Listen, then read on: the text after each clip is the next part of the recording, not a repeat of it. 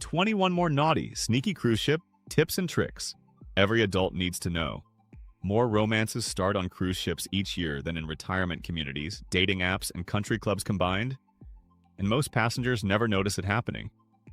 Today, I'm breaking down the sneaky cruise ship tips seasoned adults quietly use to unlock that side of cruising, especially the one behavior shift that turns an ordinary cruise into an unforgettable one without ever crossing a line. I break down cruise rules, gray areas, and insider tips like this every week. So if you like knowing how things really work on board, this channel is for you. Most people assume cruising gets quieter with age. The truth is, it gets more interesting. 1. Why cruises feel more flirtatious after age 60 than at any other time in life? Here's something nobody says out loud. Cruises don't get flirtier because of alcohol. They get flirtier because of freedom. On land, routines define you. At sea, they disappear. No work schedules, no neighbors, no expectations. Suddenly, conversations last longer, eye contact feels easier, and people are more open than they've been in years, especially after 60, when confidence replaces urgency. Researchers studying vacation psychology note that anonymity combined with shared novelty increases social openness. Fast. On a ship, everyone's away from home together. Lean into relaxed conversation early in the cruise. Day 1 sets the tone. People remember who made the first connection. 2. Hidden adult-only spaces most passengers never realize they're allowed to use. Most adult-only cruise spaces aren't hidden behind doors. They're hidden behind assumptions. Many passengers assume certain lounges, decks, or spas are exclusive or off-limits because no one explains otherwise. Experienced cruisers know better. They walk in confidently, order a drink, and suddenly they're in a calmer, more intimate atmosphere without kids, noise, or crowds. Cruise lines rarely advertise these spaces aggressively because scarcity keeps them special. Read the daily planner closely and physically explore the ship on day 1. If a space feels quiet, refined, and underused, stay. Ever notice how you keep running into the same people on board, almost on purpose? 3. How ship design quietly nudges adults together without ever saying so. Cruise ships aren't designed like hotels, they're designed like social puzzles. Narrow walkways near bars, circular seating, shared tables, and slow elevators all do one thing. They increase casual interaction. You bump into the same people again and again, and familiarity forms fast. By the third encounter, strangers feel like acquaintances. Behavioral designers call this forced familiarity, and cruise lines have mastered it. Repetition builds comfort. Comfort builds conversation. Linger in high-traffic social zones instead of rushing through them. The ship introduces people for you, if you let it. 4. The real reason evenings on board feel different than nights on land. Evenings on a cruise feel lighter because consequences feel farther away. You're not driving. You're not waking up early. You're not tied to tomorrow's responsibilities. That mental release makes laughter easier, conversations warmer, and choices feel less risky. Especially later in life, when freedom is valued more than novelty. Psychologists call this temporal distance, when tomorrow feels safely out of reach. Less pressure, more presence. Schedule nothing early the next morning at least once. There's one day on every cruise when people behave completely differently. And it's not the day you think. 5. Why sea days completely change adult behavior, and how to use them right. Sea days do something subtle. They remove urgency. No ports, no excursions, nowhere to rush. Adults sleep later, linger longer, and drift instead of plan. That's when conversations stretch, social circles overlap, and people become noticeably more open. The ship feels smaller, friendlier, and more personal. Veteran cruisers know sea days aren't downtime, they're social prime time. Energy shifts midday, peaks after sunset. Treat sea days as your social anchor. Arrive early, stay late, and don't overschedule. 6. Cabin location secrets that affect privacy, noise, and freedom more than price. Cabin choice isn't about luxury, it's about leverage. Rooms near stairwells, adult-only decks, or aft elevators quietly give you freedom. You move faster, return easier, and feel less watched. Meanwhile, midship convenience cabins often mean more traffic, more noise, and less spontaneity. Seasoned cruisers pick location, not category. Proximity beats polish. Choose cabins based on where you'll spend evenings, not where you'll sleep. Seasoned cruisers follow rules that are never written down but always noticed. 7.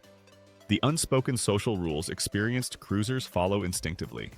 On a cruise, confidence is quiet, not loud. Experienced cruisers don't rush conversations, dominate space, or force connections. They listen, linger, and let moments unfold. That restraint reads as comfort, and comfort attracts attention faster than effort ever could. Seasoned passengers understand one truth. Everyone's watching behavior, not words. Calm signals control. Control signals trust. Slow your pace and let conversations end naturally. The right ones restart on their own. 8. How daily schedules subtly separate kids and adults. By design. Cruise house schedules aren't on neutral, they're layered. Early activities cater to families. Late dinners, evening shows, and night lounges quietly shift the crowd. By 9 p.m., the ship feels older, calmer, and more relaxed. That's not an accident. Cruise lines optimize flow to reduce friction between age groups. Families fade, adults remain, skip early dinner at least once, and drift into late evening. You'll feel the difference immediately. If you've ever felt like a cruise was nice but something was missing, this explains why. 9. Why first-time cruisers miss the best adult moments without realizing it. Most first-time cruisers stay too busy to notice what's happening around them. They rush to shows, book every activity, and treat the ship like a checklist. In doing so, they miss the quiet overlaps, repeat encounters, familiar faces, and natural social rhythms that form by day 3. Veteran cruisers do less and get more. Less planning, more presence. Cancel one planned activity mid-cruise and do nothing instead. That's when the cruise starts working for you. 10. The biggest mindset shift that unlocks the naughty side of cruising. The real shift isn't behavior, it's permission. Once you stop treating the cruise like a performance and start treating it like a pause, everything changes. Conversations deepen. Invitations appear. Moments feel earned instead of chased. Especially later in life, confidence comes from knowing you don't need to prove anything. Psychologists call this self-directed enjoyment, the ability to receive without striving. Relaxation signals readiness. Readiness attracts connection. Decide early that you owe no explanations on board. Freedom begins internally. Some nights a bar feels electric. Other nights it's dead silent. That's not random. 11. Why certain bars feel electric on some nights and dead on others. Not all cruise bars are created equal, and not every night counts.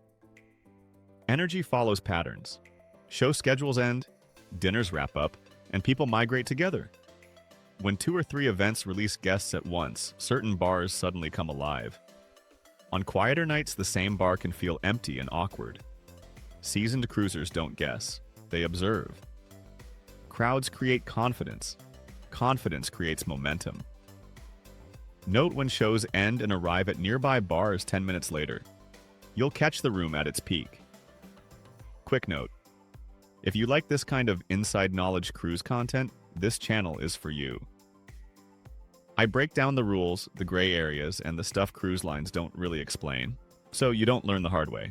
12. The psychology of anonymity at sea, and why it hits harder later in life. At sea, nobody knows your past, and nobody expects your future. That anonymity removes labels, career, status, routines. You're just another passenger with a drink and a story.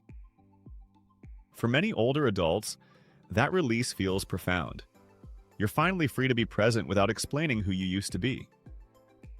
Sociologists call this temporary identity suspension. No history, no expectations. Introduce yourself without background details at least once.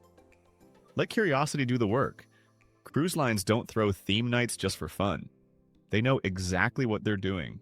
13. How themed nights quietly change adult behavior on board. Theme nights aren't about costumes, they're about permission. When the ship signals, "This night is different," people relax their guard. Conversations loosen. Smiles last longer. Even those who don't dress up participate by default because the atmosphere itself changes expectations. Behavioral experts call this social cue alignment. When norms bend, behavior follows. You don't need a costume.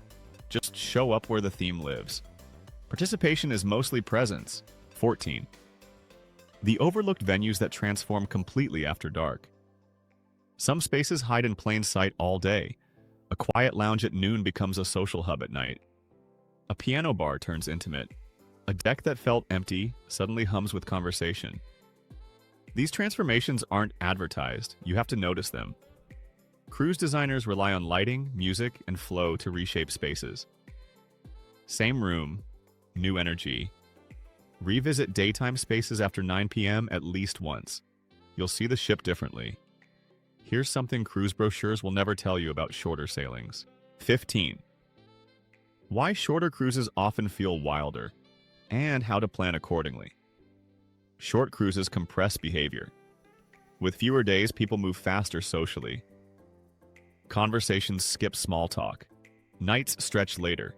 There's an unspoken understanding that time is limited, so hesitation fades quickly. Longer cruises build depth, but shorter ones spark intensity. Cruise analysts see it consistently. Duration changes demeanor. Less time, fewer filters.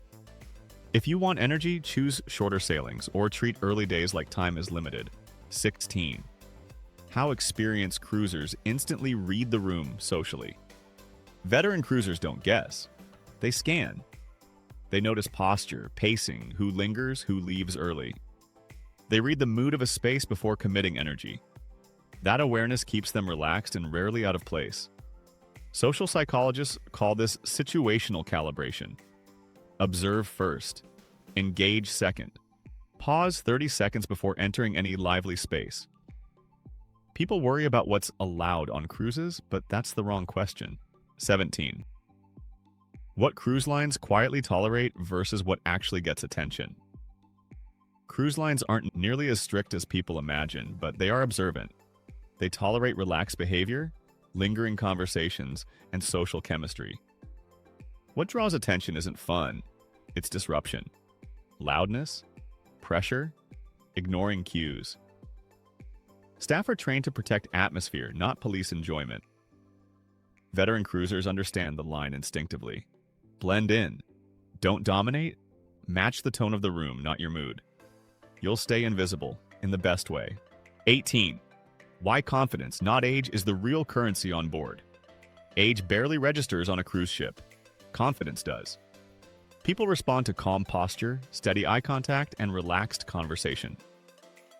Especially later in life, confidence reads as earned, not forced, and that makes interactions smoother and more enjoyable for everyone involved.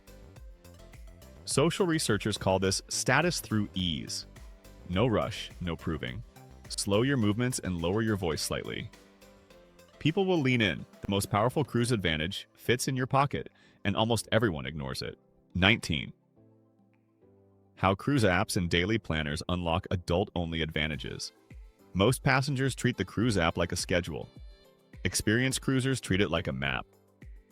Buried inside are low-attendance events, late-night venue shifts, and last-minute changes that quietly filter the crowd.